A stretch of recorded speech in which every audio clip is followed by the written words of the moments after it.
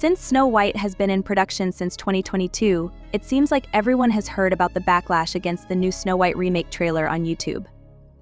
It would take a long time to go through the entire story of how this film turned into a nightmare for Disney, similar to Indiana Jones and the Dial of Destiny. There has been a lot of incompetence, unfortunate luck, damaging leaks, and sassy stars who don't understand the art of promotion. Even Indy 5 is dwarfed by the amount of time actors have spent in front of the camera for Snow White. The choice to postpone the film's release and transform the dwarfs into a varied bunch of people before turning them into magical creatures hasn't actually done much to better the problem, judging by the response, which suggests the film is destined to fail. It actually worsens the situation. Disney wants to make more woke films that tank at the box office. They are more than welcome to do that, but maybe think of an original idea. Maybe not destroy a classic from my childhood and put an actress in there that not only hates the plot and the storyline of the movie she's in, but also seemingly hates Snow White, the character herself. Snow White, Barbie, they're all trying to fiddle with things from young people's past, but particularly the seven dwarfs of Snow White have of course all just disappeared, and now they're the seven dysfunctional men, I assume. I guess, what are we going to have? Like a lesbian, a trans person, someone in a wheelchair, someone of color? Like, I don't understand. Why weren't the dwarfs enough? That should be like checking all the diversity boxes. What was so offensive about them? You know, like Happy? Somebody got upset that there was a Happy? Is that the problem? They hadn't been using the dwarfs as some sort of perverted, creepy guys, trolls.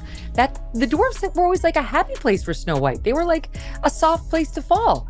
But apparently they were too offensive because the most famous dwarf of all, Peter Dinklage, said something negative about it back in 2022, thus ruining the biggest acting roles the dwarfs had ever seen. As a die-hard Disney fan who believes that every release has an opening weekend, audiences have also dubbed it a Snow White apology, arguing that Rachel Zegler is attempting to make amends for her previous remarks by essentially saying the opposite of what she said just a year ago. This is where things start to get interesting because we have two D23 Expo interviews to compare, one from 2023 and one from 2024. What makes them even more interesting to compare is that Snow White was originally scheduled to be released in March 2024, but was ultimately pushed back to March 2025. So both of these interviews are in the exact same position in terms of marketing for the film. Let's examine her interview from 2024 versus her interview from 2023 to see where Disney and Rachel Zegler have made evident changes to their marketing strategies. Methods. You know, the original cartoon came out in 1937, and very evidently so. There's a big focus on her love story with a guy who literally stalks her. So we didn't do that this time. I was scared of the original cartoon. I think I watched it once and then I never picked it up again. Like, I'm being so serious. I watched it once, never revisited Snow White again. So I watched it for the first time in probably 16, 17 years when I was doing this film. Yeah, as a diehard Disney fan myself, who I feel like I see every release and opening weekend, it's like getting to show it to your best friends in a way that you're just like, you won't believe what we did. And so it's been really, really amazing to get to hear their live reactions too. Rachel Zegler, the actress playing the lead in Disney's live-action Snow White remake, recently opened up about being a die-hard Disney fan and expressing her deep love for the studio. She spoke enthusiastically about her admiration for Disney's legacy and the impact its films have had on her. However, this new perspective stands in stark contrast to her previous comments regarding the original Snow White film. In earlier interviews, Zegler made it clear that she believed significant changes were necessary for the remake. She appeared critical of the original Snow White from 1937, pointing out how outdated certain aspects of the storyline were, particularly concerning the portrayal of women. At the time, Zegler's comments suggested that she was not particularly fond of the classic film, calling for a modernized take that would resonate more with contemporary audiences. The shift in tone has sparked conversation among fans, some of whom feel confused by Zegler's sudden embrace of the very studio and films she had previously critiqued. It's essential to keep in mind that the original Snow White and the Seven Dwarfs holds a significant place in film history, as it was not only Disney's first animated feature film, but also the very first full-length animated feature in cinematic history. The film's success laid the foundation for the massive empire that Disney would become, making it a cornerstone of the studio's identity.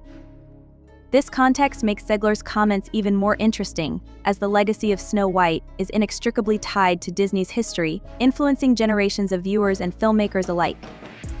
Balancing modern updates with respect for such an iconic piece of cinema remains a challenge Disney and Zegler will face in this. When you have any degree of respect for the source material, you don't make a lot of mistakes like this. You have some level of pride in your work, and you make sure that you put out something that looks like a competent production. But the new Snow White is not a competent production because Disney doesn't care about storytelling. They just don't care about the product they put on the screen. And people on the right tend to think that the political bias is the biggest problem in Hollywood, but Hollywood has been liberal for as long as most of us have been alive. The difference is that while being liberal, they used to care about telling stories, and they put some pride into the stories they told. And now they don't. A few months ago, we learned that Disney was being sued for discrimination against men and certain political opinions. Elon Musk personally funded 2 lawsuits against Disney, one of which was Gina Carano's discrimination lawsuit and the other a civil rights complaint for discrimination against men, with this leaked video of a Disney VP allegedly serving as evidence for this case. The Snow White dwarf controversy started even before the movie began filming back in 2016. It was originally announced that the 1937 movie, which was adapted from the brothers' Grimm fairy tale of the same name, would get the live-action treatment.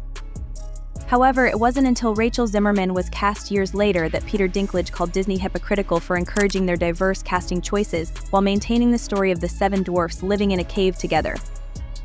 Certainly, there have been times where, there's no way we're hiring a white male person. Just kind of unspoken. There are times when it's spoken, but how would they say it? There's no way we're hiring a white male person. They say like straight to you, or okay. They'd be very careful how they message that to agents. We wanted to hire somebody in the department a few years ago now, who was half black, but didn't appear half black. And there was a creative executive who was like, "We're not that's not what's wrong." They wanted somebody in meetings who would appear a certain way, and he wasn't gonna bring that to the meeting. Is that actually happened? Of course it happened. I think this is a reflection of how just. Oh my God! This trailer, which is highly disliked, represents the pinnacle of Disney's woke agenda. It gave many people hope that the company had gotten the message and had changed to completely abandon wokeness. The problem with Disney, however, is that it is fundamentally incapable of producing anything that is truly non-woke anymore. When you hear about Disney films in development, you know they'll be woke. Rachel Zegler is pure box office poison. Pretty much the whole internet hates the Snow White actress. By now, interviews for a movie are usually supposed to serve as a kind of marketing to make people excited for the movie, yet every single interview that Rachel Zegler gives makes for less and less popular and makes people lose interest in the movie. She's not going to be saved for the prince, and she's not going to be dreaming about true love. She's dreaming about becoming the leader she knows she can be, and the leader that her late father told her that she could be if she was fearless. This trailer, which is highly disliked, represents the pinnacle of Disney's woke agenda. It gave many people hope that the company had gotten the message and had changed to completely abandon wokeness. The problem with Disney, however, is that it is fundamentally incapable of producing anything that is truly non-woke anymore. When you hear about Disney films in development, you know they'll be woke. Rachel Zegler is pure box office poison. Pretty much the whole internet hates the Snow White actress. By now, interviews for a movie are usually supposed to serve as a kind of marketing to make people excited for the movie, yet every single interview that Rachel Zegler gives makes for less and less popular and makes people lose interest in the movie. She's not going to be saved for the prince, and she's not going to be dreaming about true love. She's dreaming about becoming the leader she knows she can be, and the leader that her late father told her that she could be if she was fearless. Fair, brave, and a big focus on her love story with a guy who literally stalks her. On a promised D23 presentation and removed Gal Gadot from singing scenes from both the films and the teaser trailer at the last minutes because of her support for Israel, and so she started backing out of interviews and diminishing her press tour appearances, but maybe because she also secretly hates Zegler. It's almost impossible to know, but it seems like the key actors are also falling out, and if the actors start hating each other, the fans hate the movie. The entire thing's constantly changed with just CGI, and nobody has any passion for the film left. this will make Snow White one of the worst films ever made, as it just seems like this entire project has been one massive failure. In every interview, she demonstrates her dislike for the original film and how unlikable she is, demonstrating a profound lack of love and passion for the project that ought to have been doing everything in its power to honor the original, not just for the sake of the story, but also because of how essential it was to Disney's success. It's almost poetic that the movie that transformed the Disney landscape is now the one destroying it. The original cartoon was released in 1937. Cartoon was made 85 years ago. It's extremely dated when it comes to the ideas of women being in roles of power and what a woman is fit for. Snow White has to learn a lot of lessons about coming into her own power before she can come into power over a kingdom. She's not going to be saved by the prince, and she's the proactive one, and she's the one who set the terms, is what makes it so relevant to where we are today. She's the proactive one, even though she literally gets saved. Like, the whole story is her getting saved. She gets manipulated. She eats the poisonous apple. The prince has to come and save her. Is she just gonna, like, wake up like some kind of zombie from the dead? Like, here we go, I'm back up again. You don't need to know. Like, the whole narrative with her and the prince is her being saved. It makes no sense. It's almost laughable. Also relevant for today, like Al Gadot saying that. Disney, have you ever considered that your fairy tales have actually stood the test of time because they are always relevant, because that is what a fairy tale is, because they have timeless, universal values and lessons that any person, regardless of their age, regardless of their generation, could connect to. That is why they are so important. That is why they have been around for hundreds of years. You didn't start these fairy tales. Grimm's fairy tales, that's where they came from. People love these for a reason, because of the values. You don't need to make this girl bossy to make it relevant for young women. That's totally beside the point. Maybe we don't need to reimagine this. Somebody commented and said, the Disney animation of Snow White was here to encourage the people during the Depression/war. She is patient and kind, which gives her her wish. Somebody else said Snow White is kind, hopeful, resilient. Those are traits worth representing. Nope, not anymore. Outdated. If a woman is kind, that means that she is weak. We cannot have that anymore, ladies. You must be bossy at all times. You must be bratty, smug, and single and unhappy. Then you will be relevant. Social media platforms quickly became a hub for fans to express their disappointment after the release of the trailer for the new Snow White adaptation. Fans from all over voiced their concerns about various aspects of the film, with the most prominent criticisms targeting the movie's tone, visual effects, and significant deviations from the original storyline.